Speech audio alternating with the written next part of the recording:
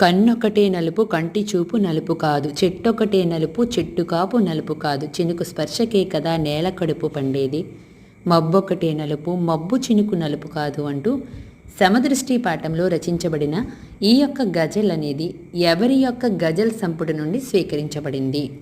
సమదృష్టి పాఠం అనేది ఎవరు రచించారనేది డైరెక్ట్గా అడుగుతున్నాను. సమదృష్టి పాఠ్య రచయిత ఎవరు? సమదృష్టి పాఠం అనేది గజల్ ప్రక్రియలో రచించబడింది. సో సమదృష్టి పాఠ్య రచయిత ఎవరు? మనం చూసినట్లయితే 8th క్లాస్ తెలుగు 124 పేజ్లో ఈ సమదృష్టి పాఠం అనేది ఉంది. ఇది రచించింది పైడి తెరేస్ బాబు గారు. సో ఇది సమదృష్టి పాఠ్యం యొక్క రచయిత. ఇతని యొక్క అల్పపీడనం అనే గజల్ సంపుటి నుండి ఈ యొక్క కన్నొకటి నలుపు కంటి చూపు నలుపు కాదు అనే గజల్ స్వీకరించబడింది. సో ఇది ఫ్రెండ్స్, మీకు నా వీడియోస్ కనుక నచ్చితే ప్లీజ్ సబ్స్క్రైబ్ చేయడం మాత్రం మర్చిపోకండి. ఒక లైక్ కూడా చేయండి. Thank you.